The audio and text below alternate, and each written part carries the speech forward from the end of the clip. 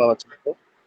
देख, वे ही लोग तेरे दिए हुए अधिकार के इस देश में से जिसका अधिकार तूने हमें दिखाया है, हमको निकाल करके कैसा बदला हमें दे रहे हैं। हे हमारे परमेश्वर, क्या तू उसका न्याय न करेगा? यह जो बड़ी भीड़ हम पर चढ़ाई कर रही है, उसके सामने हमारा तो बस नहीं चलता और हमें कुछ सूझता नहीं कि क्या करना चाहिए, परंतु हमारी आंखें तेरी ओर लगी है। आमीन। अगला वचन भी पढ़िए, बाद का भी पढ़िए। सब सब यहूदी अपने अपने बाल बच्चों, स्त्रियों और पुत्रों समेत यहोवा के सन्मुख खड़े रहे। आमीन। तब पूरा हो पढ़े गया। 13 तक हो गया है। 11 से 13 तक पढ़ लिए हैं। वहीं तक पढ़ना था, 13 तक ही पढ़ना था। धन्यवाद आपको। तो प्रार्थना कर रहा है, हम कैसे बचे? तू ही सारे देशों पे प्रभुता करने वाला सर्वशक्तिमान ऑलमाइटी गॉड है। हम बड़े संकट के स्थिति में आए हैं, चारों ओर से दुश्मन चढ़ाई करते हैं, कोई बचने का उपाय नहीं। बहुत ही गंभीर स्थिति में पड़ गए हैं हम। अब तू ही बचाएगा परमेश्वर, अब तू ही कुछ करेगा, हमें बचाएगा। और ये करता प्रार्थना विनती, और यहूदा के सारे पुरुष अपने अपने पत्नियों को लेते हैं और बाल बच्चों को लेते हैं और पुत्रों को लेते हैं। हर घर में वो घर का मालकिन होता है, ठीक है। हर पुरुष का बीवी होते हैं। वो कलीसिया में आ रहे हैं, प्रार्थना करने आ रहे हैं, उपवास करने। और बाल बच्चे और पुत्र। बाल बच्चे का मतलब होता है दूध पीने वाले बच्चे, छोटे छोटे दूध पीते हैं मम्मी के गोद में। और पुत्र, अगर कोई 10 साल का लड़का हो, वो अपने पिता के कंधों पर बैठ जाता, चढ़ जाता। एक और 8 साल की लड़की हो, बेटी हो, दूसरे कंधे पर बैठ जाती। और 2 बच्चे हो, 7 साल का या 5 साल का, वो अपने पापा के उंगलियों को पकड़ते चलते भवन में जाते। और मम्मी 1-2 बच्चों को और अपने हाथों से चलाती और दूध पीने वाले बाल बच्चों को अपने साथ, अपने खोख में, अपने गोद में उठाते चल रहे हैं। कहाँ जा रहे हैं सब लोग? वो परिवार के मम्मी पापा अपने बच्चों को, पुत्रों को, जो चल सकते हैं, जो बैठ सकते हैं, अपने पिता के कंधों पर। और जो दूध पीने वाले बच्चे कहाँ जा रहे हैं? कोई फेस्टिवल में जा रहे हैं, पर्व मनाने जा रहे हैं। पर्व में तो खाना पीना होता है अच्छा सा। यहाँ फेस्टिवल में नहीं जाते हैं, यहाँ प्रार्थना करने जाते हैं, और भी उपवास उपवास करने जा रहे हैं सब लोग, बाल बच्चे से चलने फिरने, पुत्र, बेटी, बेटियां और पूरे परिवार। संकट की स्थिति में बचने के लिए पूरे परिवार के साथ परमेश्वर के उपस्थिति में जाना होता है, पूरे परिवार के साथ। और जाते हैं तो क्या करते हैं वहां? क्या पढ़ रहे थे? विश्वनाथ प्रसाद जी पढ़ रहे थे, सब लोग जाकर खड़े हो गए, सब लोग जाकर खड़े हो गए। सुबह को जाते हैं, शाम तक।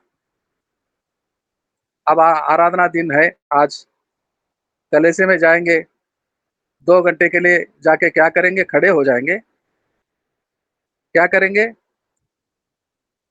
बैठे रहेंगे, पंखा चलेगा,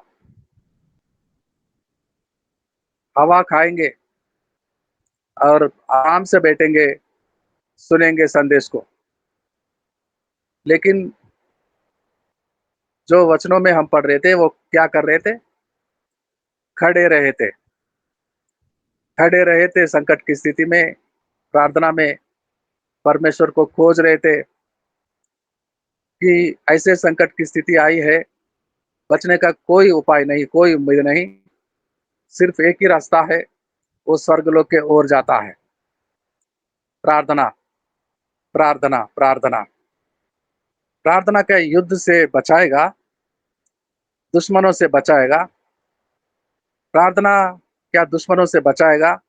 22वां वचन को पढ़ते हैं, 22nd verse, same chapter, second Chronicles 20 का 22वां वचन को पढ़ते हैं। जिस समय वे गा करके स्तुति करने लगे, उसी समय यहोवा ने अम्मोनियों, मोआबियों और सेईर के पहाड़ी देश के लोगों पर, जो यहूदा के विरुद्ध आ रहे थे, घातकों को बैठा दिया और वे मारे गए। आमीन। कौन बैठा दिया है? घातकों को कौन बैठा दिया है? प्रभु ने यहोशापात। बैठाया। यहोशापात नहीं, परमेश्वर यहोवा। परमेश्वर यहोवा घातकों को बिठाया और ये सारे जो चढ़ाई करने, युद्ध करने आते थे उन लोगों पर, और वो सारे लोग मारे जाते। यहोशापात के पास घातक नहीं थे, सारे लोग उपवास में थे, प्रार्थना में थे, बच्चे, बाल बच्चे समेत खड़े होकर, और यहोवा युद्ध करने निकलता है, अपने घातकों को भेजता है और सारे सेनाओं को यहोशापात को मारने, यहूदा को मारने आने वाले सबको मार देते हैं। पूरा अध्याय को पढ़िएगा, क्या खुशियां मना रहे थे लोग। प्रार्थना पूरा हुआ तो युद्ध परमेश्वर ने जीता और लोगों को खुशियां खुशियां। तो प्रार्थना में युद्ध जीता जाता है और परमेश्वर के सेनाएं आते हैं स्वर्गलोक से और मारने वालों को मार देते हैं। ईरान देश पिछले हफ्ते में हुआ है। इब्राहिम रईसी, ईरान देश का अध्यक्ष, तो 6 महीने से ललकार रहा था, बोल रहा था बार बार, बड़े देश वाले अमेरिका, रशिया, जर्मनी, इंग्लैंड रोक रहे थे, ये क्या हो रहा है, क्यों ललकारते हो, इजराइल के देश के खिलाफ नहीं जाना, आज तक कोई बचा है तो तू बचेगा, ऐसा गलत नहीं करना। लेकिन वो घमंडी बार बार ललकार रहा था, बोलता था कि अब मैं इजराइल देश को नाश कर ही डालूंगा, एक इजरायली नहीं बचेगा। और 1 महीने से मिसाइल्स को, बम्स को फेंक रहा था इजराइल देश में, कुछ नहीं हो पा रहा था, कुछ नहीं हो पाया। और पिछले हफ्ते में हेलीकॉप्टर से निकलता है अपने देश से बाहर और वो गुम हो गया है। 2 दिन के बाद पता चला है वो हेलीकॉप्टर गिर गई है और वो मर गया है जलकर। वो मर गया है जलकर। इब्राहिम रईसी इजराइल देश को नाश करने के लिए निकला निकला था। कैसे मारा होगा? कौन मारा होगा उसको? कौन मारा होगा उसको?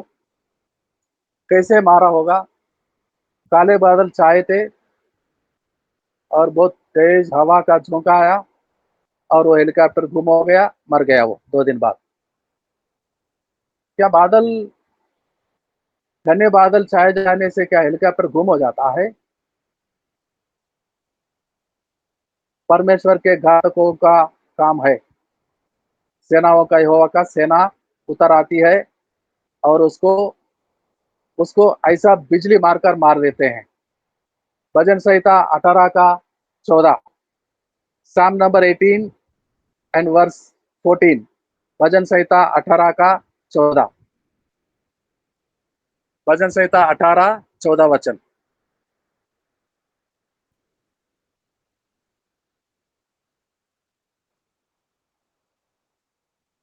क्या हो रहा है भाई बहनों, क्या नहीं पढ़ेंगे?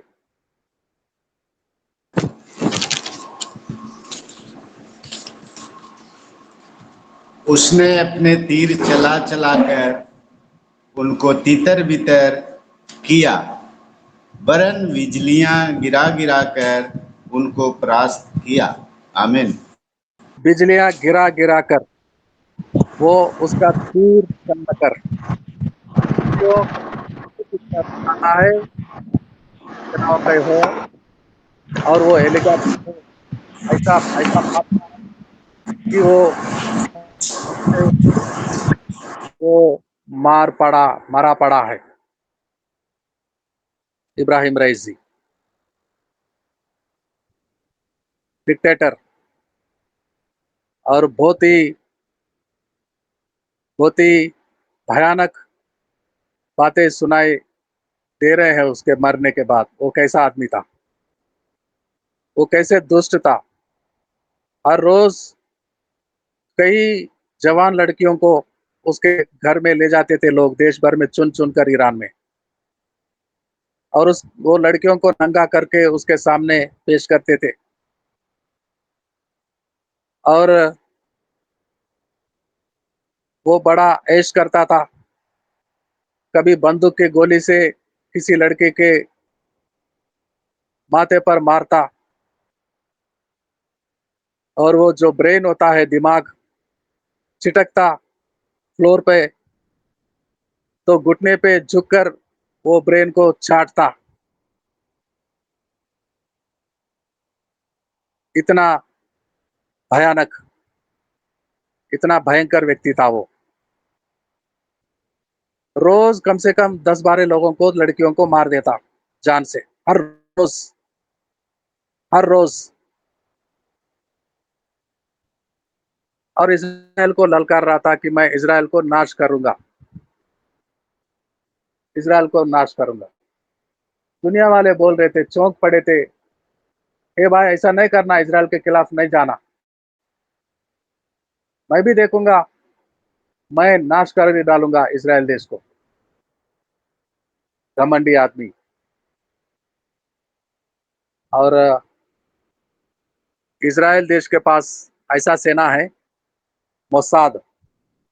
मोसाद एक ऑर्गेनाइजेशन बनाया उन्होंने, जैसे अमेरिकन सीक्रेट एजेंसी होते हैं, चीन का सीक्रेट एजेंसी होते हैं, हर मुल्क में होते हैं, लेकिन दुनिया में सबसे बड़े दो चार देशों के पास ऐसा दल होता है, ऐसा दल जो बिजली के समान चलते हैं। मोसाद भी एक ऐसा ऑर्गेनाइजेशन बना है यहूदियों का, इसराइल देश में। 1949 दिसंबर 13 को शुरू किया है उन्होंने।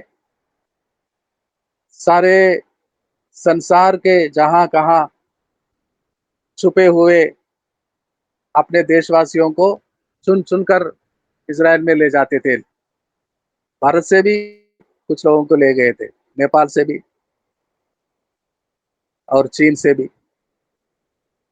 ये ऑर्गेनाइजेशन मोसाद, एडवांस्ड टेक्नोलॉजी उनके पास है, तकनीकी व्यवस्था है उनके पास। ऐसा काम किया उन्होंने। वो घर बैठे अपने देश में छुपे, वो कब कहाँ जाता है, ईरान से बाहर निकलता, पूरे विजिलेंस में निगाह में रखते थे, निगरानी में। एक दिन वो अपने कानवाई को लेकर, एक हेलीकॉप्टर आगे जाएगा, दो हेलीकॉप्टर दाएं बाएं जाएंगे, और एक हेलीकॉप्टर पीछे, और वो बीच में एक और हेलीकॉप्टर में बैठता। वो जा रहा है, देश देश से बाहर जा रहा है। निगरानी होती थी। मोसाद के लोग, सैनिक दल ऑब्जर्व कर रहे थे। निकल गया है, बॉर्डर पास किया तो एम किया, अटैक किया, मार गिराया बिजली के समान। एक लेजर एक लेजर किरण ने जाकर उसको हेलीकॉप्टर को मार गिराया। पहले तो अदृश्य कर देते हैं, गायब कर देते हैं, हेलीकॉप्टर का पता भी नहीं चला, गायब कर देते हैं और मार गिराते हैं किसी पहाड़ियों पर, और वो मरा। इसराइल देश को मारने के लिए निकला इब्राहिम रईसी जलकर राख हो गया। और जिस दिन ये हादसा हुआ वो मर गया। ईरान देश के लोग क्या कर रहे थे मालूम है, जानते हैं? ईरान देश के लोग, सारे लोग बस्तियों में, रास्ते में आकर, सड़कों में आकर खुशियां मना रहे थे। क्या? हाँ, खुशियां मना रहे थे लोग। जिस देश का अध्यक्ष मरता है और उसी देश के जनता खुशियां मनाएंगे? इतना क्रूर होता था, दुष्ट होता था वो। लोग कहने लगे, गीतों को गाते थे, अच्छा हुआ इब्राहिम रईसी मर गया, अच्छा हुआ। और कुछ लोगों के हाथों में इजराइल देश के झंडे लहरा रहे थे। यहोवा निसी, यहोवा निसी का झंडा लहरता हुआ खुशियां मना रहे थे ईरान देश के लोग। यहोवा घातकों को रास्ते में रखता है, यहोशापात को बचाने के लिए सारे दुश्मनों को एक साथ मार देता है, और विजय होता है यहोशापात का, यहूदियों का। उन बाल बच्चों समेत, छोटे छोटे बच्चे जो आकर खड़े हो गए थे परमेश्वर की उपस्थिति में, सारे बच्चों को, सारे परिवारों को यहोशापात राजा के समेत विजय मिला है, विक्ट्री मिला है। प्रार्थना में, उपवास में यहोवा का सेनाएं उतर आते हैं स्वर्गलोक से, घातक घातक, और नाश कर देते हैं दुश्मनों को। आज तक, कब यहोशापात का जमाना, और आज 2024 मई महीने की पिछले हफ्ते में वो आदमी मर गया है, जो भयानक होता था, ललकारता था, बोलता था कि इज़राइल नहीं बचेगा, मैं नाश कर ही दूंगा। और कुछ ही दिन पहले, पिछले साल, दुबई का एक बहुत बड़ा होटल, 7 स्टार, और बड़े बड़े लोग ही जाते हैं, हम जैसे सामान्य लोग, आम लोग नहीं जा सकते, नहीं रह सकते, वहां एडमिशन नहीं मिलता। तो एक कमरे में, बंद कमरे में एक आदमी मारा पड़ा, और भीतर से, अंदर से दरवाजा बंद किया गया था। दरवाजा भीतर से बंद था और वो आदमी मर गया। लोग समझते थे वो खुदकुशी किया होगा, अपने आप को मार दिया होगा, लेकिन वो अपने आप को नहीं मारा। कमरे में एक ही था, दूसरा कोई नहीं था, तो दूसरा आकर मारने का कोई चांस नहीं था। महमूद अल मबहुआ नाम सुना तो अमेरिका में रहने वाले चौंक जाते हैं, दिल का धड़कन रुक जाता है। पाकिस्तान में रहने वाले डर जाते हैं, सीरिया में रहने वाले, जर्मनी रहने वाले, इंग्लैंड में रहने वाले, भारत में रहने वाले चौंक पड़ते हैं। इतना बड़ा बुरा टेररिस्ट था वो, फालस्तीन देश का मुखिया था, टेररिस्ट ऑर्गेनाइजेशन का। कैसे मारा वो? बाद में इंक्वायरी करते हैं, दुबई के सारे सीसी कैमरास को देखते हैं खोलकर। जो एयरपोर्ट में, वो एयरपोर्ट में फ्लाइट से बाहर निकलता है, एक आदमी उसका पीछा कर रहा था। एक आदमी पीछा कर रहा था, जैसा एयरपोर्ट को निकलने, एयरपोर्ट में से बाहर आता, वो आदमी महमूद अल मबहुआ, बड़ा डेंजरस आदमी। वो पीछा करने वाला, देखते देखते 2 आदमी बन जाते हैं। ऐसे कैसे एक आदमी 2 बन जाता है? उसके दाएं और बहने बाएं चलते हैं। वो गाड़ी पर कार पे जाके बैठता है तो ये दोनों भी बैठ जाते हैं। उसको मालूम ही नहीं हो रहा है, वो समझता है वो अकेला जा रहा है। लेकिन एक आदमी पीछा कर रहा था, देखते देखते देखते वो एक एक दो बंदे हैं, गाड़ी में बैठते हैं, वो होटल को चलते हैं। गाड़ी से उतर कर तीनों आदमी, महमूद, अल मलहुआ और वो दोनों आदमी रूम के कमरे में चले जाते हैं। और दरवाजा बंद होता है, लॉक होता है। ये दोनों भी अंदर जाते हैं। ये दोनों कौन है? पहले से एक था, दिखाई दे रहा था, बाद में दो बन गए। गाड़ी चलाने वाला ड्राइवर एक के लिए दरवाजा खोलता है तो ये दोनों भी भीतर जाते हैं, गाड़ी में बैठते हैं। और होटल के सारे लोग देखते थे कि अकेला जा रहा है, लेकिन ये दोनों भी साथ जा रहे हैं। ये दोनों कौन है? ये दोनों कौन है? समझते हैं लोग मोसाद के लोग हैं, इजरायली सीक्रेट एजेंसी के लोग। दिखाई देते हैं मोसाद के इंसान, अगर मनुष्य होता है तो दिखाई पड़ते हैं, ये तो दिखाई नहीं दे रहे। कभी कभी दिखते हैं, कभी कभी नहीं। और कमरे में अंदर जाकर वो ला कर लेता है और वो लेजर बिजली के साथ उसको मारते हैं, वो चले भी जाते हैं। और दरवाजा बंद बंद का बंद ही पड़ा है दरवाजा। मोसाद नहीं, परमेश्वर के सेनाओं का घातक लोग आए थे, दुबई के होटल में गए और उसको, वो डेंजर आदमी को ऐसा मौत मार कर चले जाते हैं। वो देखते ही कलेजा फटता है लोगों का। इजरायली देशों के खिलाफ जो सोचते हैं, दिल के धड़कने रुक जाते हैं।